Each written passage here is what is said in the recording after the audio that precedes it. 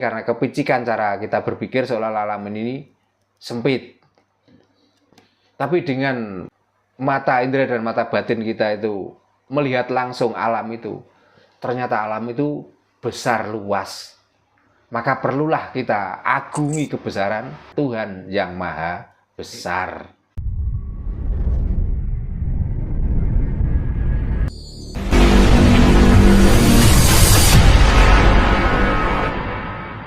Sudah jelas bahwa dikala manusia ini masih sehat jasmani dan rohani, Ya. kita diwajibkan untuk berikhtiar. Jadi intinya Tuhan sendiri mengharamkanlah kita ini selagi kita itu masih sehat jasmani dan rohani untuk meminta-minta. Kan seperti itu Pak Tarno. Nah, sekarang kan marak ya di jalan-jalan raya.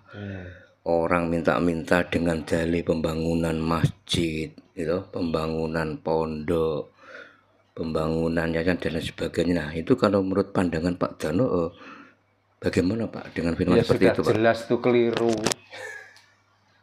Sudah jelas itu ngawur. Itu apalagi untuk pembangunan tempat beribadah. Ya, karena peribadatan itu sebenarnya tidak terletak di bangunan yang harus mewah, yang harus nikmat, yang harus teduh, bukan. Justru di tempat yang sangat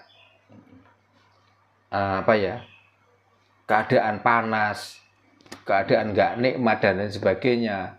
Dikala hati kita bisa menerima, dikala kita itu sadar dengan sadar-sadarnya. Jangankan di bawah bangunan yang mewah, bahkan di tengah-tengah hutan belantara, kita tuh malah menemukan kesejatian diri kok. Malah.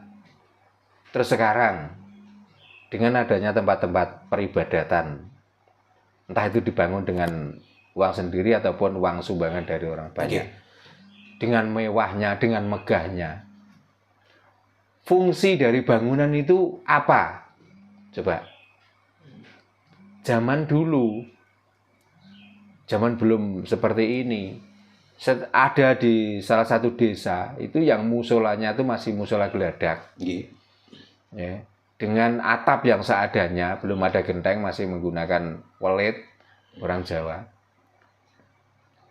Itu siang malam itu nggak pernah sepi dari orang, dan kiai-kiai sepuh, kiai-kiai desa tidak pernah berhenti mengajarkan tentang tata krama, tentang budi luhur, tentang cara untuk menghargai orang lain, dan dia merelakan diri untuk mengabdi, untuk memberikan ilmu pada orang-orang yang ngaji di situ, sehingga orang itu sampai paham dengan bahasa orang lain, sampai dia paham dengan cara menyembah dan lain sebagainya. Tapi kan kiai-kiai desa, orang-orang yang memang tulus dari hatinya untuk mengajarkan tentang kepribadian yang tinggi itu, kan tidak banyak yang peduli. Tapi setelah orang itu terdidik, makanya sekarang itu ya, dengan adanya ulama besar yang ngalor ngidul setiap di mimbar, diikuti dengan jamaah yang banyak. Apakah dia yang berilmu? Apakah dia yang mengajarkan? Atau apakah dia yang termasuk orang yang menyiarkan tentang agama? Bukan. Itu orang-orang yang sudah beragama, yang sudah belajar dari kiai-kiai desa, yang waktu itu rela untuk mengajarkan tentang Iqra, tentang juz amma dan lain sebagainya, tentang mengajarkan waktu dia belum mengenal sholat sehingga dia tahu tentang sholat. Dan orang yang sudah di mimbar-mimbar ini hanya mengulas saja, bukan dia yang berhasil, tapi kiai-kiai desa, kiai-kiai yang tidak punya nama, kiai-kiai yang tidak pernah dihargai, itulah sebenarnya yang mengajari mereka. Nah, orang-orang itu apa? Dia hanya mempopulerkan namanya saja. Dan pengikut-pengikutnya itu sebenarnya apa? Pengikut-pengikutnya itu sebenarnya ibarat jualan yang itu marketingnya untuk merekrut orang banyak untuk mengikuti orang itu. Kalau dilihat dari keberhasilan orang-orang itu sebenarnya dia itu hanya mencomot keberhasilan kiai-kiai desa, orang-orang yang mengajarkan dengan ketulusan hatinya, dengan keikhlasannya, tidak pernah dibayar, dia ikhlas untuk membagikan ilmunya, hanya ya orang-orang itulah yang berhasil sebenarnya. Pahlawan tanpa tanda jasa. Nah yang selalu gembar-gembor di podium dengan dikunjungi orang banyak, apakah itu dianggap orang yang berhasil? Tidak sama sekali. Sebelum kita datang ke masjid, otomatis belajarnya juga di musola atau di langgar. Nah yang mengajarkan di langgar siapa? Apakah orang yang setiap Jumat khotbah itu? Kan bukan. Bukan, Pak. Yang khotbah itu hanya mengulas orang sudah jadi di situ dikhotbahi. Copy paste, Pak, bahasane sakniki nggih. Nah makanya, nah mestinya kita pelajari orang itu yang tidak paham, yang tidak tahu sama sekali, kita ajari dari nol sampai dia itu paham. Itulah yang dianggap orang berilmu atau ulama atau orang yang berhasil untuk membawa orang dari sisi bodoh menjadi sisi pintar. Nah orang yang mempunyai gelar besar, termasuk pondok-pondok pesantren. Sebelum masuk pondok pesantren ini sudah diajari loh. Karena saya nggak pernah kok lihat pondok pesantren itu mengajarkan Iqra itu nggak pernah. Anak-anak yang masuk ke pondok berarti dia sudah belajar juz amma, belajar Iqra dulu ke kiai-kiai desa loh. Tapi kan yang punya nama besar kan akhirnya orang yang tinggal meneruskan toh. Nah orang yang mengawali ini,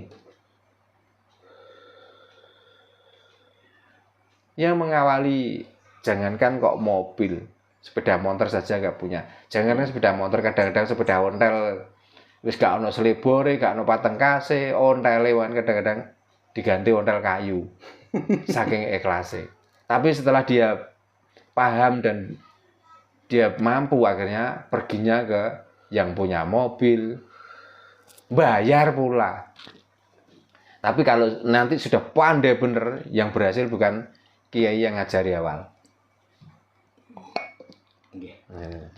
Makanya untuk apa tempat-tempat ibadah dibangun semegah itu, semewah itu, kalau hanya intinya, kalau saya mohon maaf, memang kenyataannya seperti itu. Kelihatannya itu pameran bangunan. Betul. Gitu. Betul, Pak. Jadi yang perlu dipikirkan bangunannya apakah isinya. Kalau saya mendingan isinya yang perlu dibangun. Mentalnya orang-orang yang menempati bangunan yang mewah itu loh yang penting. Karena belum tentu orang yang menempati bangunan yang mewah itu mentalnya juga mental yang bagus. Karena tiap 1 minggu sekali diceramai seperti itu. Medit ya pancet medit, kikir pancet kikir, sombong ya pancet sombong. Coba kelihatannya waktu duduk bersamaan diluk-diluk, nggak ketep tapi aslinya nggak turu. Tapi keluar dari situ, apa yang terjadi? Waktu di luaran di tempat parkir yang diomongkan kalau punya mobil mewah yang diomongkan mobilnya. Kalau yang dari sawah yang diomongkan juga sawahnya. Dan lain sebagainya. Selfie di depan Pajero. Nah, kan itu perlu perubahan. Makanya kadang saya ini berpikir, Pak Darno, ketika melihat orang-orang yang minta sumbangan di jalan dengan dalih untuk bangun rumah, katanya rumah Tuhan gitu, minta sumbangan ke warga katanya untuk bangun rumah Tuhan. Nah, mosok Tuhan kok sampai ngono, nah kadang saya begini, Pak Darno. Kok marah temen. Dan lagian sekarang ya begini Mas, satu desa rata-rata itu sekarang masjid sudah 3-4. Pak. Nah dibangunkan bangunan segitu besarnya, jangankan kok penuh, separuh saja loh kadang-kadang itu nggak nyampe. Nah mestinya kalau menggalang persatuan dan kesatuan, kan mendingan yang ada saja kita manfaatkan supaya apa? Lahan untuk bertemu warga satu desa itu loh. Untuk saling ketemu, bisa melihat keberadaannya. Wah orang ini dalam 1 minggu ini nggak ketemu ternyata masih sehat dan lain sebagainya. Tapi kalau dalam satu desa sudah ada 3 tempat. Akhirnya pecah, yang dari sini mengatakan ini jamaah sini, ini jamaah sini. Akhirnya kan mengadakan apa itu? Perkumpulan geng. Nggih. Seolah-olah gitu. Kalau nggak gengnya ini ya, kalau mau masuk ke sini saja sudah mulai sungkan. Nggih. Sudah ada perbedaan, sudah ada sekat. Kadang yang nggak dianggap Pak nih Kak gengnya Pak. Inilah. Nggih. Ya maaf ini melenceng marik-marik sampai tentang hal itu. Makanya Jawa itu Nggih. tidak perlu tempat. Kalaupun ada tempat itu dimanfaatkan benar-benar. Karena alam ini juga tempat, maka orang Jawa dengan mengajarkan kapitayanya, dengan mengajarkan kasunyatanya, memanfaatkan alam ini loh yang ada. Mau datang monggo, enggak ya enggak apa-apa. Dan di situ kita enggak perlu membaca mantra-mantra, tapi kita itu kebanyakan mengadakan renungan. Merenung diri. Sebenarnya kita itu masih hidup di dalam alam ini. Alam yang selama ini karena kepicikan cara kita berpikir seolah alam ini sempit. Tapi dengan mata indera dan mata batin kita itu melihat langsung alam itu, ternyata alam itu besar luas. Maka perlulah kita agungi kebesaran tentang keluasan alam ini dengan mengatasnamakan Tuhan yang Maha Besar.